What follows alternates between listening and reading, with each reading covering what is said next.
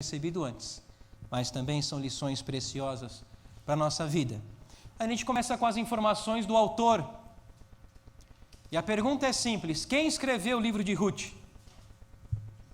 E a melhor resposta que você pode dar é esta interrogação, porque não se sabe quem escreveu o livro de Ruth.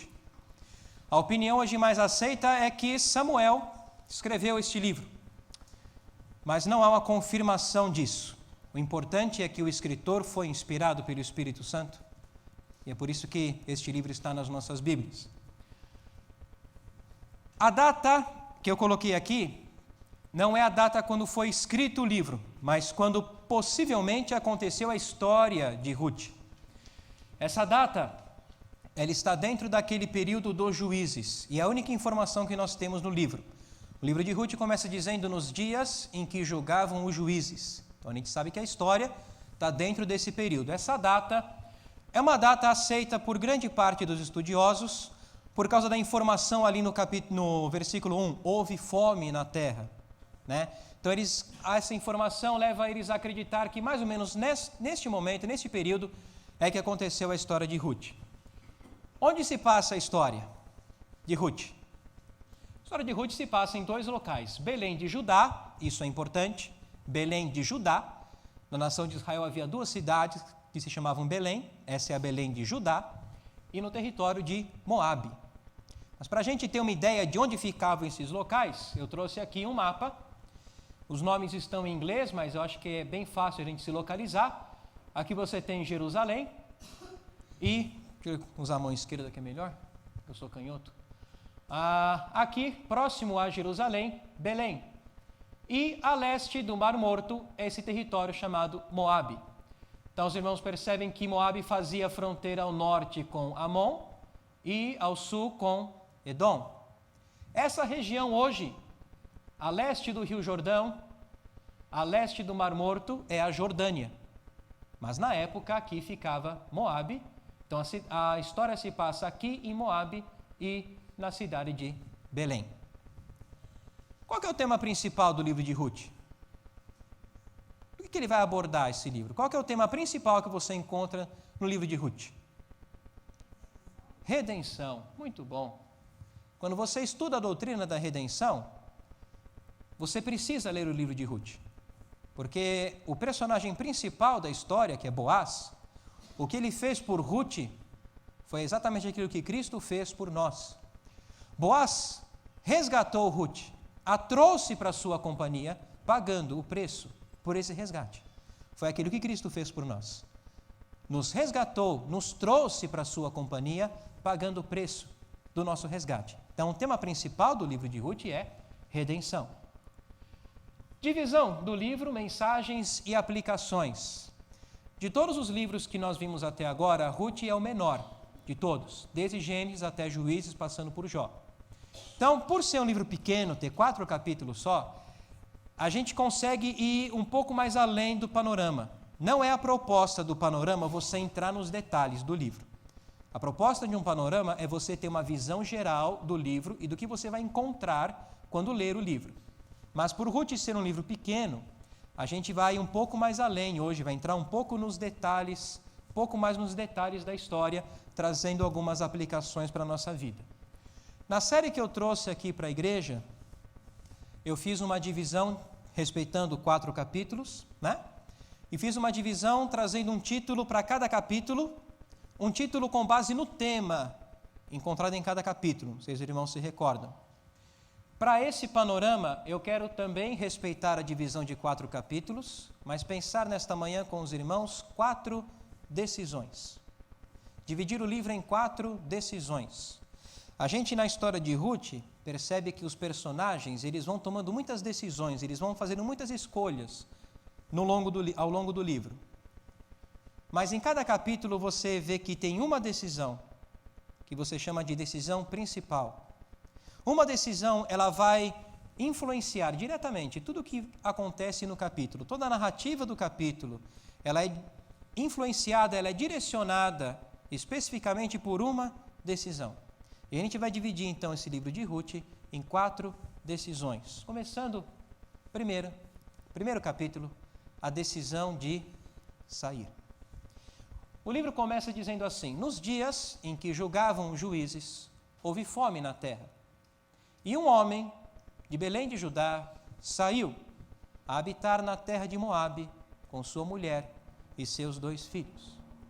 Esse homem se chamava Elimeleque, a mulher, a esposa, se chamava Noemi, e os filhos se chamavam Malom e Quilion.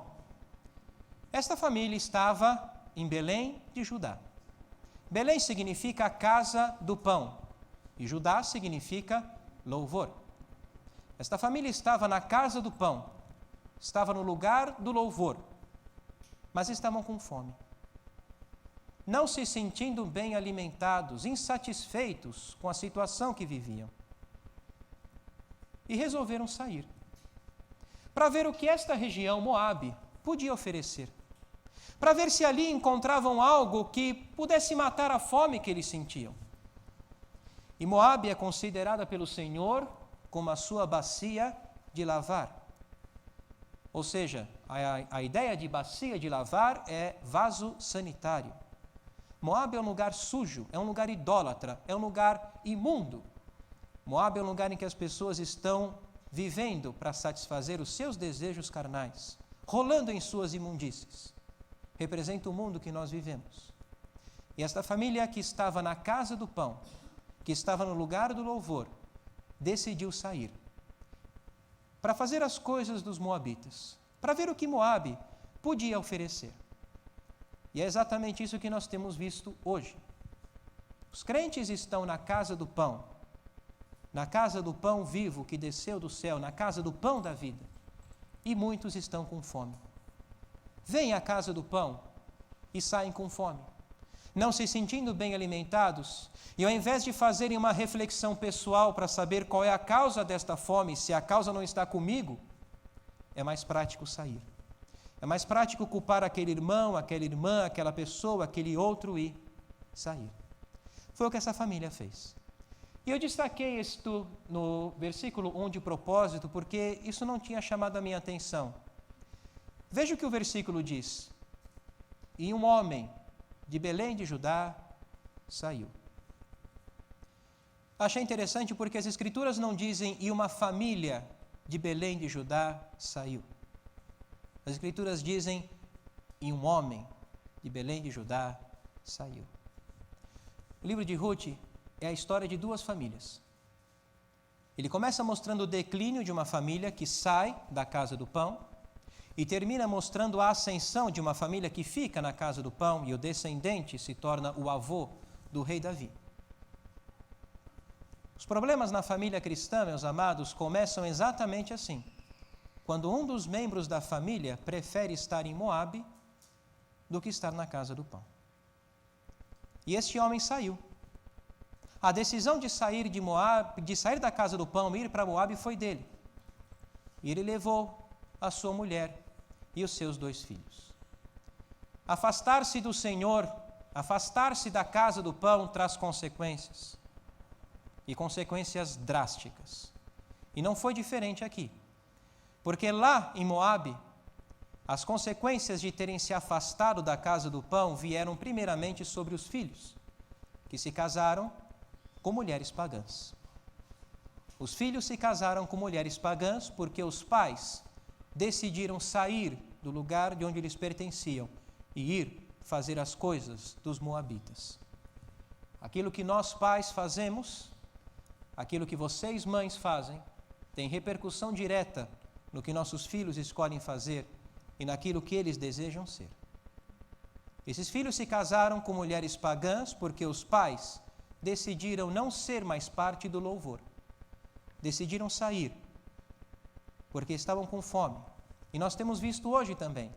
E para matar esta fome, os crentes estão saindo da casa do pão, ver o que Moabe tem a oferecer, e lá em Moabe estão procurando negócios, estão procurando namorados, namoradas, maridos, esposas, parceiros, parcerias, associações, alguma coisa que mate esta fome, porque aqui na casa do pão estão insatisfeitos. O nosso dever, amados, como pais cristãos, é ensinar os nossos filhos a amar o Senhor.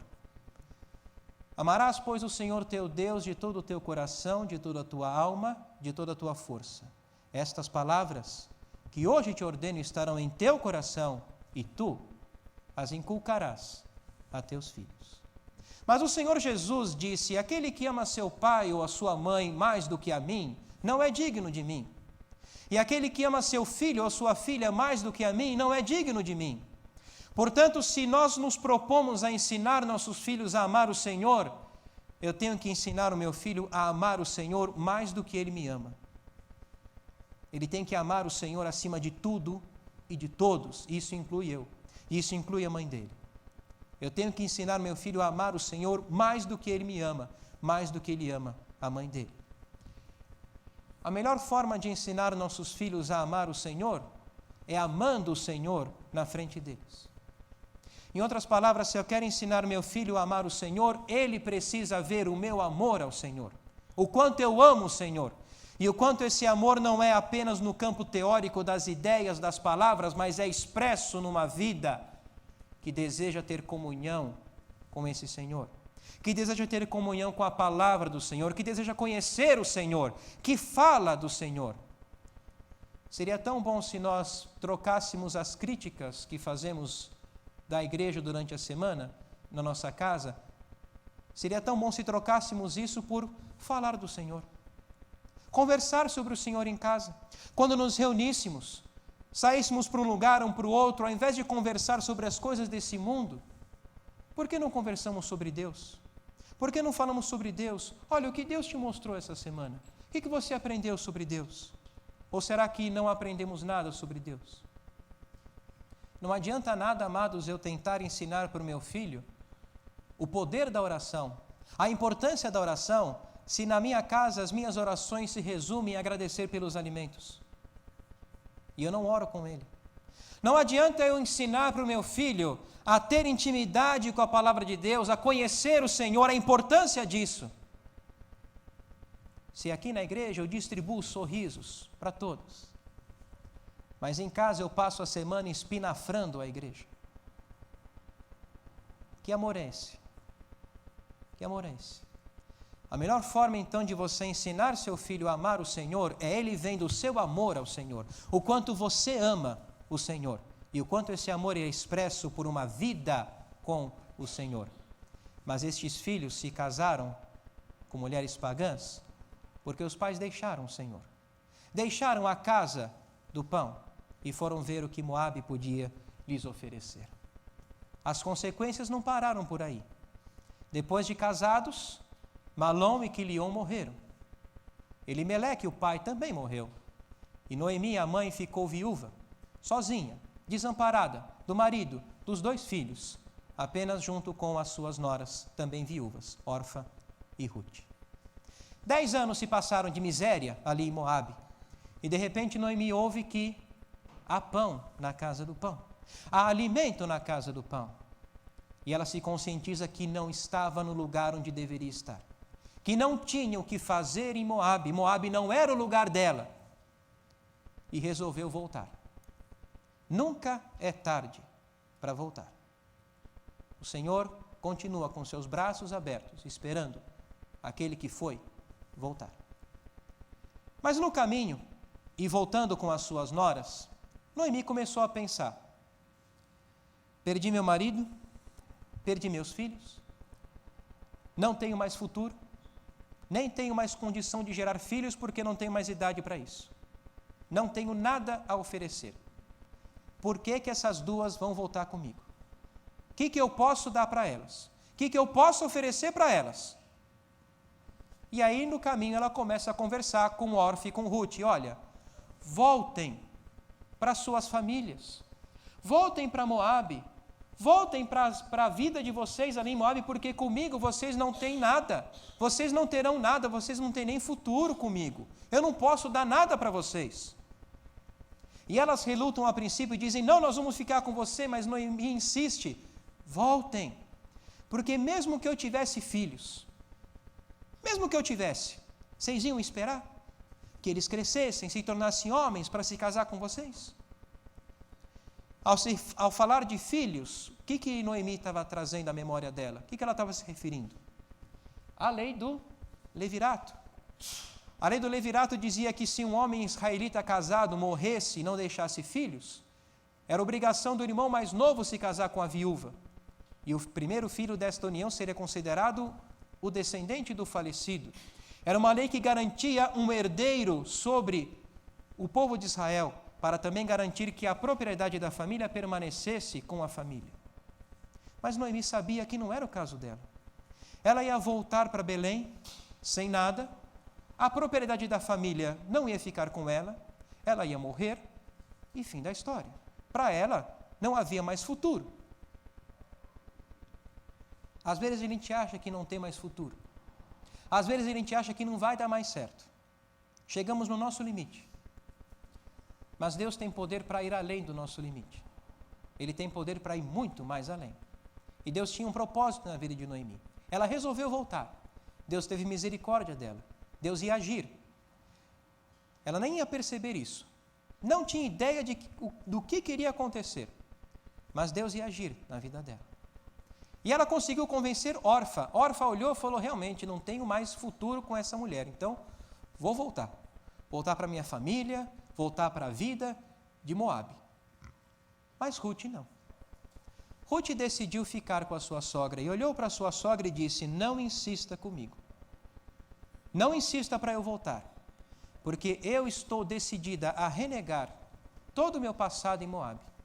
Tudo que eu aprendi, tudo que eu vivi, eu deixo para trás, porque agora o teu Deus é o meu Deus.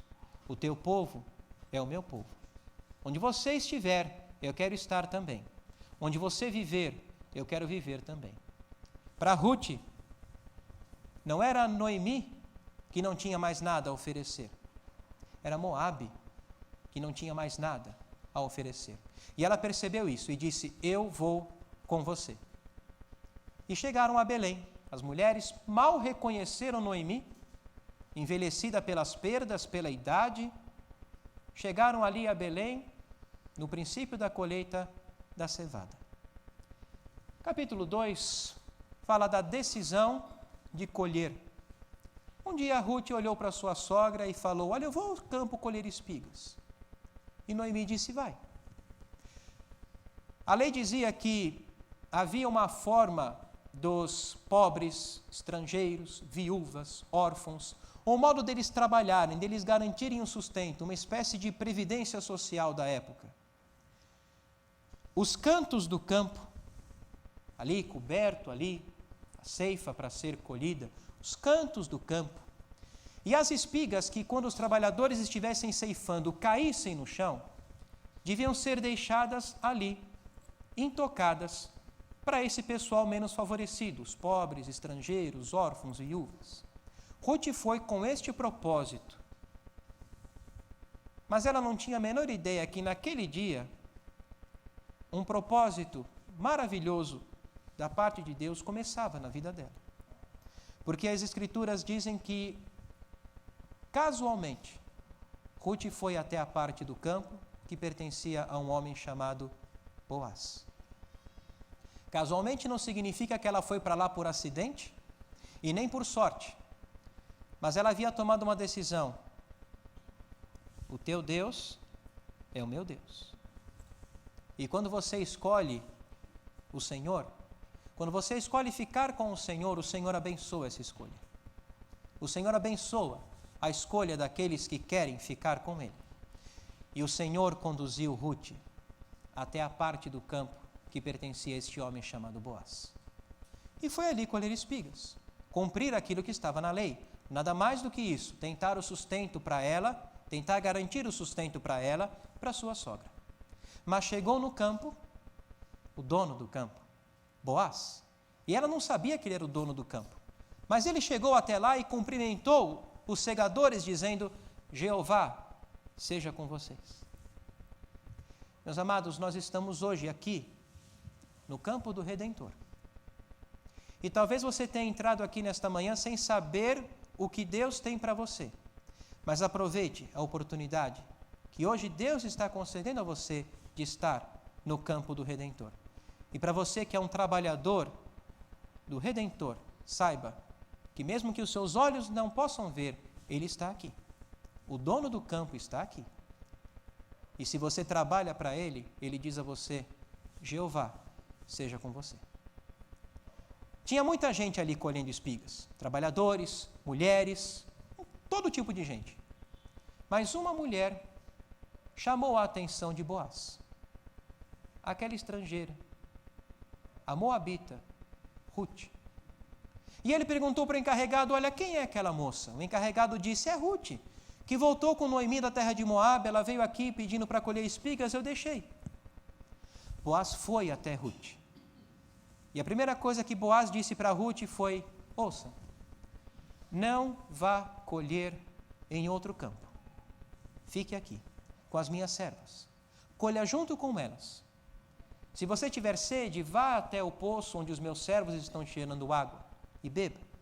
E eu vou dar ordens para que eles não te molestem. Uma pessoa que Ruth nunca tinha visto antes na sua vida. E Boaz nunca tinha visto Ruth antes na sua vida. Não se conheciam, mas Deus conhecia os dois. Isso é importante. E você vê que o Senhor conduziu Ruth até a parte do campo que pertencia a Boaz. E depois, Boaz foi ao encontro de Ruth. Deus conhecia os dois. Esse era o importante. E Ruth fica maravilhada porque uma pessoa que ela não conhecia, ela estava no meio de um povo que ele nunca tinha estado antes. De repente Ruth é tratada com tanto amor, com tanta bondade, alguém vai até ela e fala com tanto carinho, com tanta bondade, a trata com tanta generosidade. Alguém que ela nunca tinha visto antes. E ela começa a pensar: como é que alguém que antes eu não conhecia, alguém que eu nunca tinha visto antes, pode vir até mim e ser tão bom para comigo? Como? Alguém que nunca me viu antes pode ser tão gracioso para comigo? Tratar com tanta bondade um estrangeiro, um pobre, faminto. Como eu pude, Senhor, encontrar graça em teus olhos, a ponto de me favorecer, um pobre, miserável, pecador? Como eu pude encontrar graça em teus olhos? Mas a bondade de Boaz não parou por aí, porque na hora de comer, aquela mulher, Ruth, que foi para o campo apenas colher espigas, foi convidada por Boaz para tomar um lugar à mesa. Ele disse a Ruth: vem, toma um lugar à mesa, junto comigo, junto com os meus trabalhadores, toma do pão e toma do vinho, toma dos elementos da comunhão. E de repente aquela mulher estava ali, com os trabalhadores, com o dono do campo, tomando do pão, tomando do vinho. Mas a bondade de Boaz também não parou por aí, porque depois de comerem, Boaz olhou para os seus trabalhadores e disse assim: olha, agora a Ruth não vai mais colher das sobras daquilo que cair no chão, mas vocês vão deixar cair espigas e mais espigas, para cair na frente de Ruth, e ela vai ter a liberdade de colher tudo o que ela quiser. Não a impeça. E foi o que aconteceu. De repente, ali no campo, espigas e mais espigas estavam caindo na frente de Ruth. E ela tinha liberdade de colher tudo aquilo. Meus amados, Deus tem um propósito maravilhoso na sua vida. Creia nisso. E creia também que esse propósito, acima do melhor sonho que você já sonhou para você, começa aqui, no campo do Redentor. A esta atitude de Boaz para com Ruth nós chamamos de graça. Isso é graça. Porque Ruth não tinha feito nada para merecer espigas e mais espigas caindo na frente dela, com a liberdade de colher tudo aquilo. Mas a isso nós damos nome de graça. E graça é um presente. Um presente que é dado pela vontade de quem deu, sem qualquer relação de troca ou merecimento. Mas é porque o Redentor é o Deus da graça. É o Deus de graça que responde à sua necessidade com graça. E se você colher no campo do Redentor, amado, bênçãos e mais bênçãos, Ele vai deixar cair para você. Ele vai deixar cair pela sua graça bênçãos e mais bênçãos que vão ficar disponíveis a você, para você ter a liberdade de colher estas bênçãos. No final do dia, Ruth voltou para sua casa com um efa de cevada. Um efa de cevada para um dia só de trabalho era muita coisa. E quando Noemi viu tudo aquilo, ficou estarrecida, ficou maravilhada, perguntou para Ruth: onde você colheu hoje? Onde você encontrou tudo isto? Quem foi a pessoa que te favoreceu a este ponto? Bendito seja aquele que te favoreceu. É o que nós tomamos para nós nesta manhã.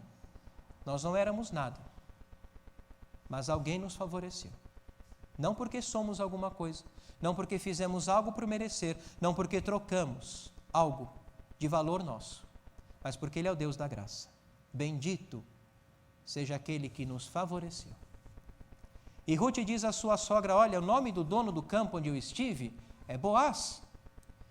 E aí Noemi se conscientiza, cai a ficha de Noemi: Boaz. Sabe quem é Boaz? Boaz é um dos nossos parentes.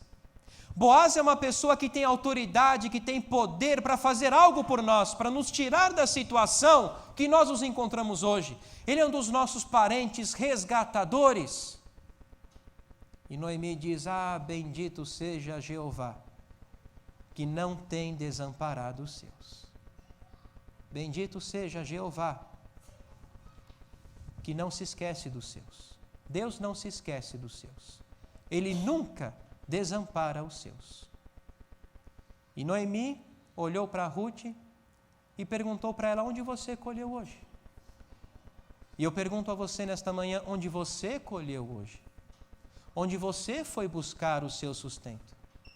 O que Deus te mostrou hoje, nesta semana que passou? O que você aprendeu sobre Deus nesses 6 últimos dias que passaram?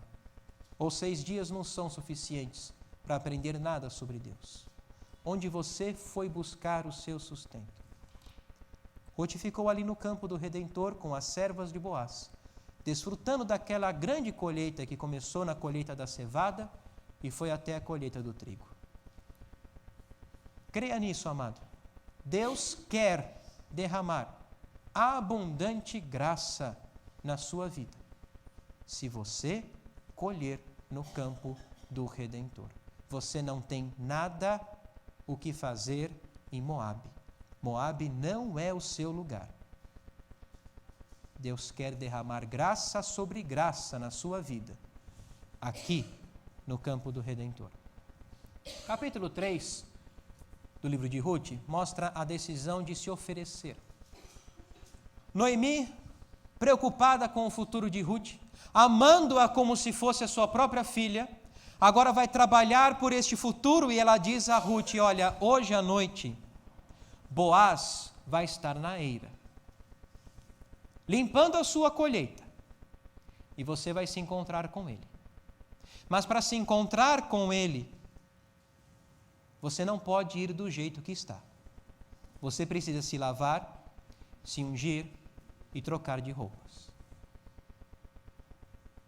Trazendo isso para nós, aplicando isso para nós, amados, todo dia nós estamos em contato com a poluição deste mundo. Poluição que vem pelas ideias, pelos conceitos, pelos padrões, todos eles contrários à palavra de Deus. E tudo isso na nossa mente, tudo isso no nosso coração, se nós não nos limparmos disto, a voz do Senhor ficará abafada e nós não vamos conseguir ouvir claramente aquilo que o Senhor tem para nós. Por isso precisamos de um contato diário com a palavra de Deus, precisamos ser limpos pela palavra de Deus, porque aqui nós vamos encontrar os padrões, os conceitos corretos, aquilo que deve realmente estar em nosso coração e estar em nossa mente. Mas não apenas isso, Noemi disse para Ruth: unge-te. E a unção com óleo é sempre simbólica do poder do Espírito Santo. Amados, precisamos viver vidas cheias do Espírito Santo. vidas controladas, vidas dominadas pelo Espírito Santo. O Espírito Santo precisa influenciar toda a nossa vida. Nosso jeito de falar, nosso jeito de pensar, nosso jeito de ser, nosso jeito de se comportar, tudo deve ser controlado pelo Espírito Santo. Precisamos ser revestidos de poder pelo Espírito Santo. Mas também Noemi disse a Ruth: troque as suas roupas. Porque Ruth era viúva. E Ruth vestia as roupas de viúva. As roupas que traziam marcas de dor, de mágoa, de tristeza. E Noemi diz a ela: tira essas roupas. Põe roupas novas. E é o que temos que fazer, amados. Todos os dias, você pode tomar essa decisão, estar vestido com os trajes de luto, de dor, de mágoa, de tristeza, de amargura, de ódio, de raiva, ou jogar esta roupa fora e vestir os trajes de louvor, os trajes de adoração, os trajes de alegria no Senhor. Salmo 33 diz: aos retos fica bem louvar ao Senhor. As roupas, os trajes de louvor caem bem nos cristãos. E a cada dia você pode tomar essa decisão, estar vestido em luto, em ódio, em mágoa, ou vestir-se de louvor. Vestir os trajes de adoração, de alegria no Senhor. E Noemi disse para ela: vai se encontrar com Boaz ali na eira. E Noemi e Ruth foi. A eira, esse lugar onde a colheita era limpa, era um local de separação, um local de sacrifício, um local onde a colheita do trigo e da cevada era limpo, era batido, era separado da impureza. Por que eles iam lá à noite fazer isto? Por causa da brisa que soprava à noite.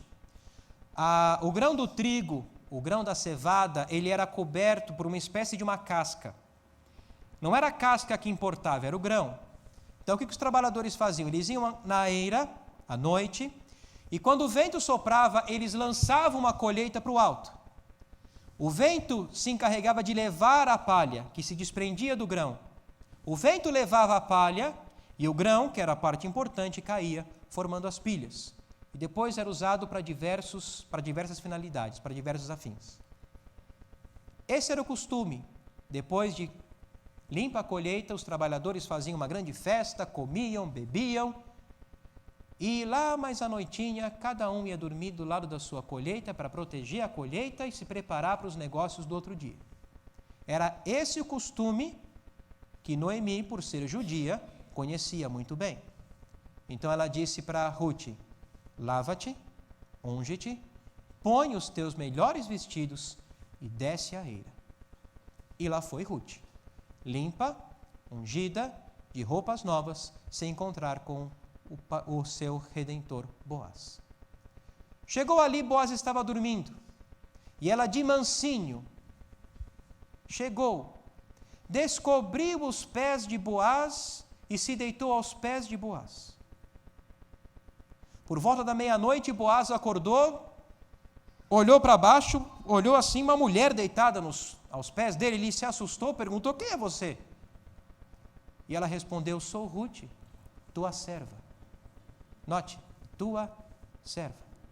Estende a tua capa sobre a tua serva, porque tu és resgatador.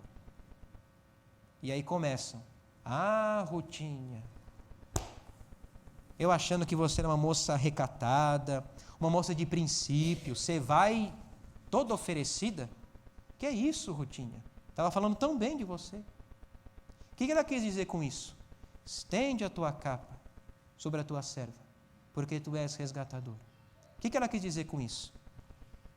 Eu quero estar sob a sua autoridade. Por isso estava aos pés de Boaz.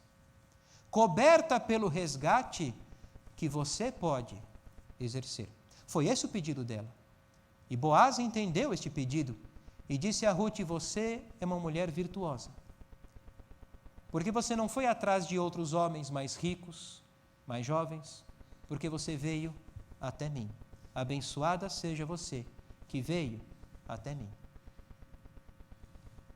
O nosso Redentor Ele sabe que hoje você podia ter tomado qualquer outra decisão. Domingo é um dia da família, é um dia de sair, é um dia de passear, é um dia que tem muitos eventos. Tem a tocha passando aqui em São Paulo, você podia estar lá vendo a tocha, o pessoal lá correndo com a tocha na mão. Lá na Avenida Paulista, lá na Avenida Vergueiro, Domingos de Moraes, tal. Você podia estar em qualquer outro lugar. Mas você escolheu estar aqui, no campo do Redentor. Escolheu ouvir e se interessar pelo que Ele tem a dizer a você. E o Redentor diz a você: abençoado seja você, que escolheu a mim, que escolheu estar aos meus pés e ouvir a instrução que eu tenho para você. Só que Boaz falou o seguinte para Ruth: olha, Ruth, eu tenho toda a alegria em resgatar você, e eu quero fazer isto. Mas tem um parente mais próximo do que eu, que também tem autoridade para ser remidor, e ele precisa ser consultado. Então fica aqui, até antes do sol nascer, e eu vou resolver essa questão. E Ruth ficou. Antes do sol nascer, antes de começar as atividades de um novo dia, Ruth estava aos pés do Redentor Boaz. E é um exemplo que fica para nós, amados. Que bom seria se todos nós gastássemos os primeiros momentos do nosso dia, não seria gastar, seria aproveitar os primeiros momentos do seu dia para estar aos pés do Redentor. Seja fazendo uma oração, recitando um versículo, cantando, lendo a palavra de Deus, mas aproveitando os primeiros momentos do seu dia para estar aos pés do Redentor. Na volta para sua casa, Boaz deu para Ruth 6 medidas de cevada. Fez questão de que ela não voltasse de mãos vazias. E ela voltou para sua sogra, disse tudo o que aconteceu, e Noemi olhou para aquelas 6 medidas e disse: olha, espera, porque este homem não vai descansar enquanto não resolver isso hoje. Essas 6 medidas eram propositais, esse era o recado.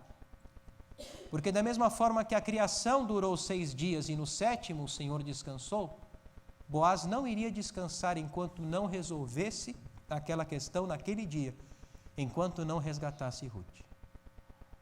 E uma coisa também que me chamou a atenção, amados, é que nos 2 encontros que Ruth teve com Boaz, no campo e na eira, antes de se casar com ele, nos 2 encontros, ela voltou para sua casa de mãos cheias.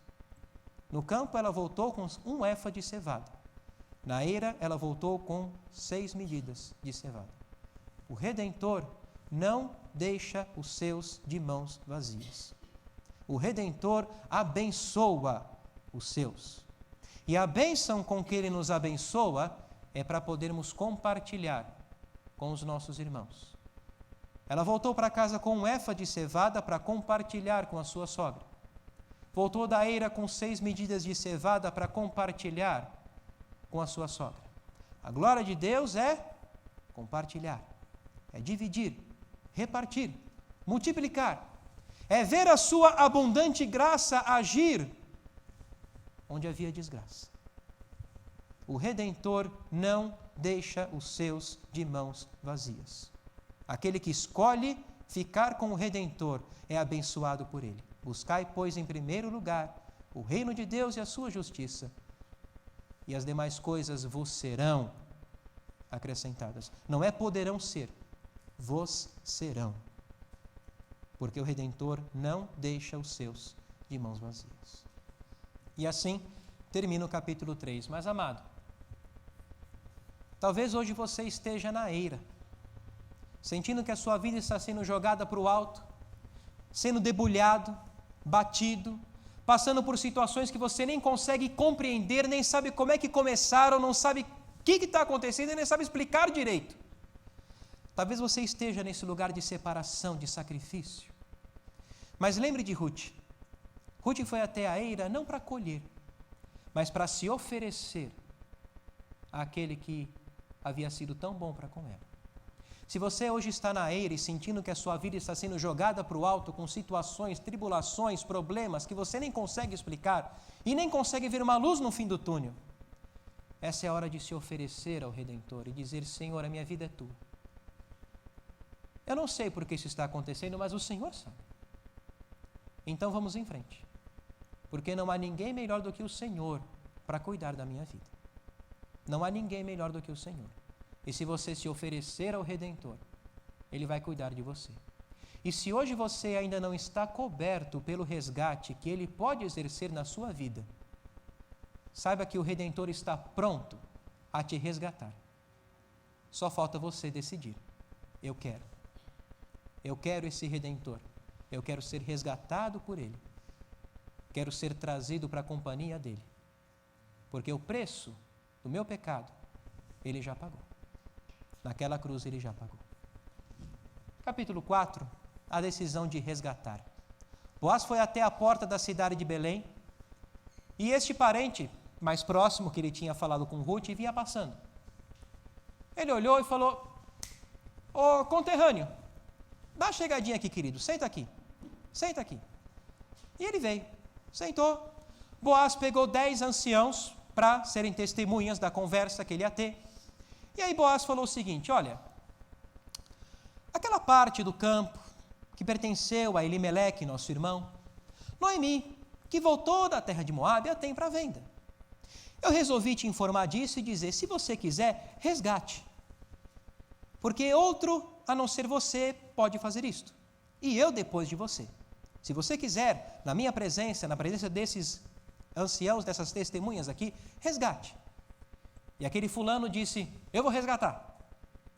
Só que aí Boaz entrou com a estratégia dele, porque ele queria resgatar Ruth. E ele disse, olha, é o seguinte, no dia que você resgatar esta propriedade das mãos de Noemi, você vai estar resgatando das mãos de Ruth também, a moabita. E é seu dever, pela lei do levirato, ter um filho com ela, se casar com ela, para que o nome do falecido não se perca, para que o nome da família não seja apagado do meio de Israel e para que a propriedade permaneça com a família. E aí o fulano recua e diz, não, então, não vou poder resgatá-la. Resgate você. Faça você aquilo que me cumpria fazer. Aquele fulano tirou o calçado, e o calçado trazia ideia de possessão, de controle. Tirou o calçado e o deu a Boaz como que dizendo, eu não quero estar no controle desta situação. Resgate você. E Boaz disse àqueles anciãos que estavam ali, vocês hoje são testemunhas, que estou resgatando Noemi, Ruth, a propriedade delas, e que também vou levantar um herdeiro sobre a herança. Disto vocês hoje são testemunhas. Aqueles homens disseram, sim, somos testemunhas. E foi o que aconteceu. Boaz resgatou Ruth, trouxe-a para sua companhia, teve um filho com ela, levantou um herdeiro sobre a herança, o nome do falecido não se apagou do meio de Israel, e a propriedade permaneceu com a família. Aquele foi o acontecimento da cidade, todos vieram desejar votos de felicidade para Boaz e para Ruth. Ruth foi comparada a Raquel, a Lia, que foram as formadoras da nação de Israel. Foi comparada a Tamar, uma estrangeira usada pelo Senhor para dar sequência à genealogia do Senhor Jesus e também antes do rei Davi, depois do Senhor Jesus. E aquele filho que nasceu, Obed, foi adotado por Noemi. Substituiu legalmente os filhos falecidos de Noemi. E ele se tornou o avô do rei Davi. E assim termina a história de Ruth. Nunca Noemi poderia imaginar que, voltando para Belém, teria motivos para sorrir.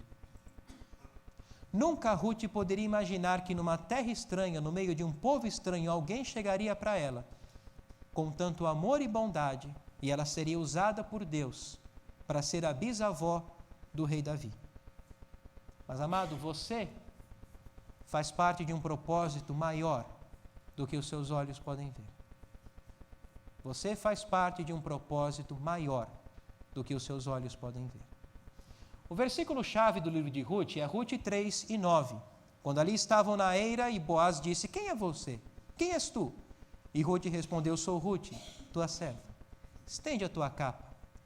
Eu quero estar sob a sua autoridade. Eu quero estar coberta pelo resgate que você pode exercer. Estende a tua capa sobre a tua serva, porque tu és resgatador. Qual relação nós podemos fazer do livro de Ruth com o Messias? Pergunta difícil. Que relação? Foi difícil achar uma relação com o Messias. Tudo aquilo que Boaz fez por Ruth foi o que Cristo fez por nós. Para ser um redentor, para ser credenciado como um resgatador, por lei, a pessoa tinha que cumprir alguns requisitos. E Boaz cumpriu todos eles. E Jesus, que veio não para revogar a lei, mas para cumprir, preencheu eles também. Boaz era um parente remidor. O apóstolo Paulo, falando sobre o Senhor Jesus, disse: antes a si mesmo se esvaziou, assumindo a forma de servo, tornando-se em semelhança de homens e reconhecido em figura humana. O Senhor Jesus, Criador dos céus e da terra, aparentou-se com a raça humana, tornando-se em semelhança de homens, para ser o nosso Redentor. Boaz apresentou meios para resgatar Ruth.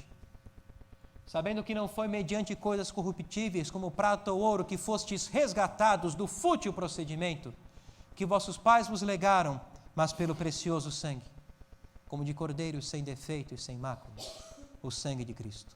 Qual foi o meio usado para o teu resgate? O sangue de Jesus.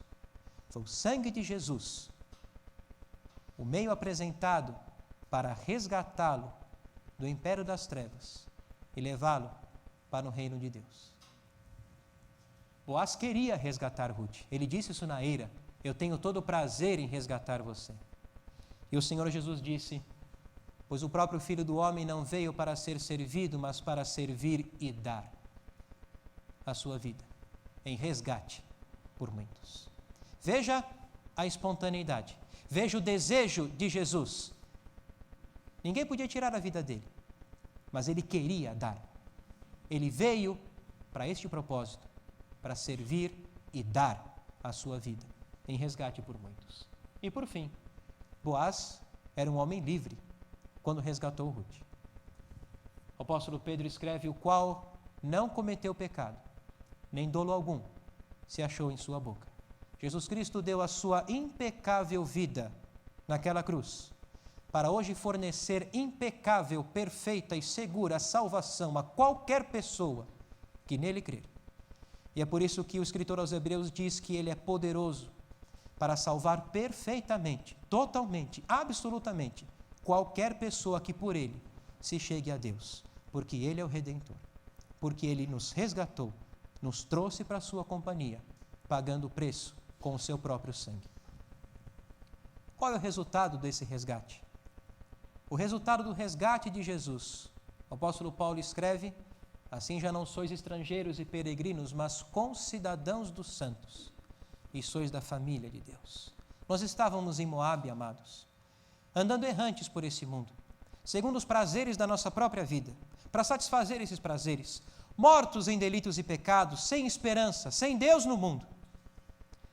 Mas nós que estávamos longe, fomos aproximados pelo sangue de Cristo. E fomos trazidos para fazer parte de uma nova família, para formar uma nova família. Você foi resgatado com um propósito, você foi chamado de Moabe para fazer parte da família de Deus, desta nova entidade, deste novo corpo, que é chamado igreja. Por isso não faz sentido algum você ter sido chamado e o teu resgate custou o sangue de Jesus. Fostes comprados por preço, não prata ou ouro, mas o sangue de Cristo. Por isso não faz sentido, amado, você ter sido chamado para formar a igreja e querer voltar para Moabe. Veja Ruth, eu estou renegando toda a minha vida em Moabe, porque agora o teu Deus é o meu Deus, o teu povo é o meu povo. Deus abençoou a decisão de Ruth, e como abençoou, e como abençoou. Nós somos parte da família de Deus. Algumas curiosidades, só para a gente encerrar esse estudo. As mulheres disseram para Noemi a respeito de Ruth, por causa do amor, da dedicação de Ruth: ela te é melhor do que 7 filhos. Ruth é melhor para você, Noemi, do que 7 filhos. E 7 na palavra de Deus é um número que significa perfeição. Se você contar a genealogia, no final do livro você vai ver que Boaz ocupa a 7ª posição na genealogia do rei Davi. Pérez, Esrom, Rão, Aminadab, Naasson, Salmão, Boaz. Ela tinha melhor do que 7 filhos, e Boaz é o 7º na genealogia do rei Davi. Isso nos ensina que Boaz e Ruth são considerados pelas Escrituras um casal bíblico exemplar, figuras bíblicas exemplares, perfeitamente combinadas espiritualmente. E um dia, o Senhor conduziu Ruth até a parte do campo que pertencia a Boaz e fez os dois se conhecerem. É o que vai acontecer com você, amado. Talvez hoje você ainda não esteja namorando, talvez hoje você esteja procurando, mas se você colher no campo do Redentor, Ele vai fazer vocês se apresentarem, vocês se conhecerem. Ele vai apresentar um ao outro. Não precise ir para Moabe. Moabe não é o seu lugar, você não tem nada o que fazer em Moabe. Ruth é o 9º menor livro do Antigo Testamento, 17º menor livro de toda a Bíblia. Ruth e Esther são os 2 únicos livros da Bíblia com nomes de mulheres. Ruth foi uma estrangeira usada por Deus para ser a bisavó do rei Davi. É uma das 5 mulheres que aparecem na genealogia do Senhor Jesus, ali em Mateus capítulo 1. 5 eu estou contando com Maria, mas pela ordem: Tamar, Raabe, Ruth, Batseba, Maria. Que privilégio! Que privilégio! E quais eram os antecedentes de Ruth? De onde ela veio? Ela era moabita, estrangeira. Amado, Deus tem poder para tomar os nossos atos falhos e recaídas e transformar em bênçãos. Foi o que Ele fez com Noemi. E Deus tem poder para operar graciosamente na sua vida, não importa quais sejam os seus antecedentes. Não importa a bagagem que você esteja trazendo, aqui no campo do Redentor, Ele tem poder para usar a sua vida, e Ele quer usar a sua vida, se você colher no campo do Redentor. A mensagem principal, eu quero repetir a mensagem que eu trouxe na série que nós fizemos. Nunca se esqueça da primeira coisa que Boaz disse para Ruth. Quando Boaz foi até Ruth, a primeira coisa que ele disse foi: não vá colher em outro campo. Fique aqui. O lugar do pai cristão é no campo do Redentor. O lugar da mãe cristã é no campo do Redentor. O lugar do filho e da filha cristã é no campo do Redentor. O lugar da família cristã é no campo do Redentor. Vocês não têm terminantemente, absolutamente, rigorosamente nada o que fazer em Moabe. Vocês foram resgatados por Jesus, isto custou o sangue dele. Foram resgatados com um propósito, fazerem parte da família de Deus. Não tem nada em Moabe que sirva para nós. Memorizando então, o livro é Ruth, versículo-chave Ruth 3 e 9, a frase-chave, amor fiel. Ruth demonstrou amor por sua sogra, ao desejar ficar com ela. Demonstrou amor ao Senhor, ao dizer: o teu Deus é o meu Deus. Versinho, Ruth mostra uma história bonita. É só um versinho com rima para a gente lembrar. Ruth mostra uma história bonita. Amor fiel de uma moabita. De alguém que era uma estrangeira, mas que na casa do pão foi usada de forma maravilhosa pelo Senhor. E é assim que Ele quer usar a sua vida, de forma maravilhosa, aqui. Lá fora, se você for para Moabe, é por tua conta e risco. E que Deus tenha misericórdia de você. É aqui que Ele quer te usar, não lá fora. É aqui que Ele quer te usar. Ruth mostra uma história bonita. Amor fiel de uma moabita. E o símbolo, você vai pegar aquela pessoa que você tanto preza, tanto gosta, tanto estima, tanto cuida, chamada você, e dá um abraço bem apertado. Bom? E assim a gente encerra o panorama, né, para a gente ter uma ideia do que a gente encontra no livro de Ruth. Tá joia? Então, que Deus abençoe a nossa vida e que essas lições fiquem gravadas no nosso coração. Se você se esquecer delas,